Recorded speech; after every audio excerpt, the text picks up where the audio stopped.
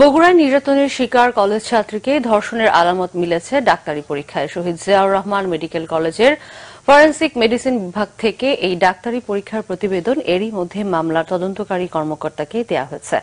এদিকে প্রধান আসামি তুফান সরকার ও মহিলা কাউন্সিলর মার্জিয়া হাসান রুমকিকে আবারও 2 দিনের রিমান্ড দিয়েছে আদালত।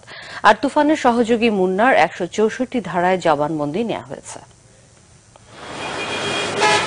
বগুড়া শহীদ জিয়াউর রহমান মেডিকেল কলেজের ফরেনসিক মেডিসিন বিভাগের প্রধান অধ্যাপক KM সাইফুল ইসলামের নেতৃত্বে গত সোমবার নির্যাতিত কিশোরীর ডাক্তারি পরীক্ষা সম্পন্ন হয়। মামলার তদন্তকারী কর্মকর্তা ও বগুড়া সদর থানার পরিদর্শক আবুল কালাম আজাদ জানান, চিকিৎসকের দেয়া প্রতিবেদনে মেয়েটিকে ধর্ষণের আলামত মিলেছে।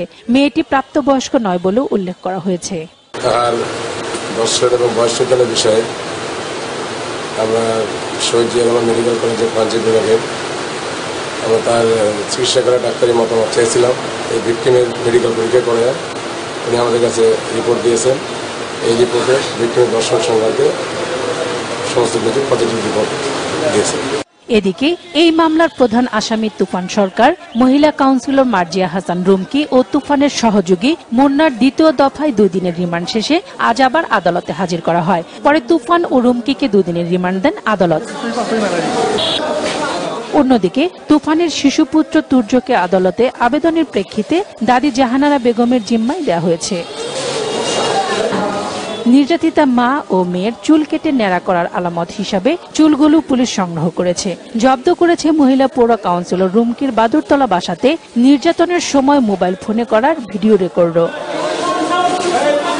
17 জুলাই বাড়ি থেকে ক্যাডার দিয়ে তুলে নিয়ে গিয়ে ছাত্রীকে বগুড়া শহর শ্রমিক লীগের আহ্বায়ক তুফান সরকার ধর্ষণ করে।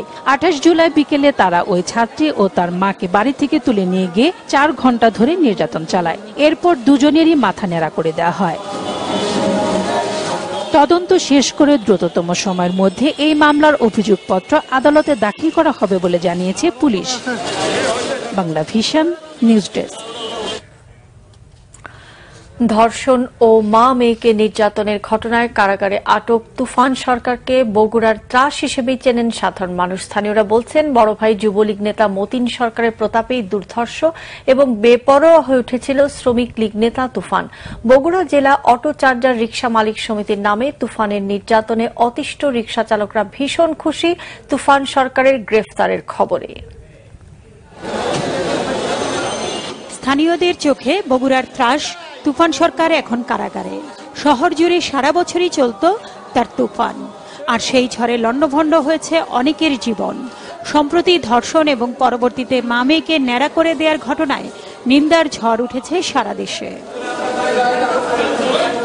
তুফান সরকারের নেগেটিভ চরিত্রের শুরুটা সেই 10-11 বছর বয়সে। বড় ভাই যুবলীগ নেতা মতিন সরকারের দুর্দণ্ড প্রতাপেই দিনে দিনে বেড়ে ওঠে সে। নামাজগড় এলাকার যুবদল কর্মী ইমরান হত্যায় বড় ভাইয়ের সাথে হাত পাকিয়েছে তুফান। মামলা হলেও টাকার জোরে পার পেয়ে যায় তারা। মাদকের বড় বড় চালান ও আগ্নেয়াস্ত্র মামলাতেও আটকাতে পারেনি তাদের। দোকানপাট, রাস্তা দখল তো আছেই। অবশেষে তরুণী ধর্ষণ ও মা মেয়েকে নির্যাতনের মামলায় স্ত্রী, শ্বশুর, শাশুড়ি সহ তুফান সরকারকে ফেঁসে যেতে হবে তা তাদের ভাবনাই ছিল না। 2014 সালে তুফান সরকার বগুড়া জেলা অটো চার্জার রিকশা মালিক সমিতি গঠন করে। তার এই সমিতিতে অটোরিকশা মালিকদের 3000 উপরে 2000 টাকায় ভর্তি হতে হতো। আর শহরের রাস্তায় সেই রিকশা চালাতে চালকরা প্রতিদিন 20 থেকে 30 টাকা হারে চাঁদা দিতেন, অন্যথায় তাদের মারধর করা হতো।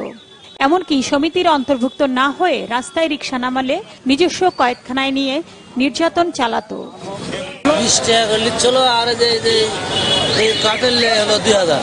গাড়ি ভর্তি করাতে 1500 টাকা লেছে এবং দৈনিক 20 টাকা করে যদি চাঁদা না দেওয়া হচ্ছে তাহলে মনে করেন চাবি গাড়ি লেছে, না হলে গালার দিকে থাপড়া।